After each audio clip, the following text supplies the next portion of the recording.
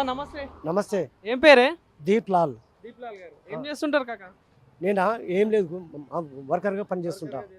Okay. So మరి జూబ్లీహిల్స్ లో ఉప ఎన్నిక వస్తుంది. సో అన్ని రాష్ట్రం మొత్తం ఇటే చూస్తుంది ఎవరు గెలుస్తారు దాని గురించి. సో 3 పార్టీలు అయితే జోరుగా ప్రచారం చేస్తూ ఉన్నాయి కదా. మరి ఏ పార్టీ గెలిచేటట్టు ఉంది ఇక్కడ? టీఆర్ఎస్ గెలిచే అవకాశం మెండుగా కనిపిస్తుంది. టీఆర్ఎస్ పక్క మాగంటి సునీత గారు గెలిచే అవకాశం మెండుగా ఉంది. వాళ్ళ భర్త చేసే కార్యక్రమాలు అభివృద్ధి చాలా ఉంది. గతంలో కూడా చేసిండు. ఆ సానుభూతితో ఓట్లు పడే అవకాశం ఉంది. ఖచ్చితంగా గెలిచే అవకాశం.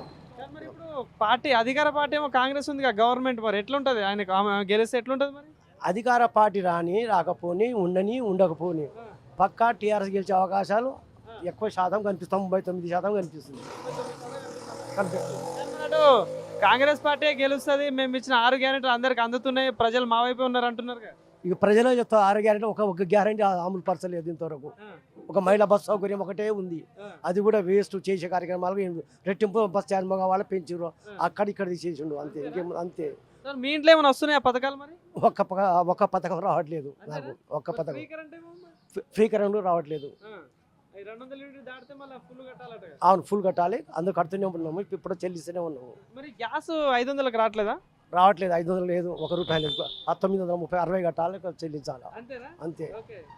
సో మరి ఇప్పుడు ఇంతకుముందున్న కేసీఆర్ పాలన ఎట్లా అనిపించింది, ఇప్పుడు రేవంత్ రెడ్డి ఎట్లా అనిపిస్తుంది? ఇప్పటికంటే గతంలో అవకాశం ఉండే అభివృద్ధి కార్యక్రమాలే కానీ పథకాలే కానీ అమలు పరచండు. రైతు బంధే కానీ కళ్యాణ లక్ష్మి కానీ ఇది మహానుభావుడు కళ్యాణ లక్ష్మి కాక మీదంగా ఒక తుల బంగారం అన్నాడు, ఏది లేదు. అది ఉట్టి మాటలే తప్ప మాట గారడి. అది ఏదో పుణ్యం కట్టుకుని చంద్రబాబు నాయుడు పుణ్యము రేవంత్ రెడ్డి వచ్చి కూర్చున్నాడు అంతే. రేవంత్ రెడ్డి ప్రజాపాలన అందిస్తున్నా, కేసీఆర్ మొత్తం అప్పులు చేసి మాట్లాడుతున్నారు అన్న. జనాలకు మధ్య పెట్టాలని చెప్తున్నారు ప్రతిపక్ష వాళ్ళు, అధికార పార్టీ వాళ్ళు. కాని పని అది. ఏదైనా పథకాలు పెట్టిండు, చేస్తే కొంత అప్పు చేయొచ్చు. ఇల్లు పరిపాలన పెంపకంలో అన్నదమ్ముల గొడవలు జరుగుతుంటాయి, ఇది కామన్ ఇవన్నీ. అంతేగాని దానికి అడ్డం పెట్టుకొని విచ్చలవిడిగా మాట్లాడడం సరికాదు, పద్ధతి కాదు. సో మరి ఇక్కడ బీజేపీ కూడా పోటీ చేస్తాను. ఇంత ముందు ఉన్న దీపక్ రెడ్డికే మళ్ళీ టికెట్ ఇచ్చారు కదా. సో మరి బీజేపీ పరిస్థితి ఎట్లుంటుంది ఇక్కడ? అన్న నేను బీజేపీ దగ్గర అంతా కన్ఫ్యూట్ లేదన్న. కాంగ్రెస్ మధ్యలో టీఆర్ఎస్ మధ్యలో ఉంది, ఇద్దరు మధ్యలో ఉంది. 3వ స్థానంలో ఉండొచ్చు. కానీ కాంగ్రెస్ కంటే టీఆర్ఎస్ మధ్యలో ఉంది ప్రస్తుతం ప్రచారంలో. మెజారిటీ రావచ్చా ఇక్కడ? రావచ్చు అన్న.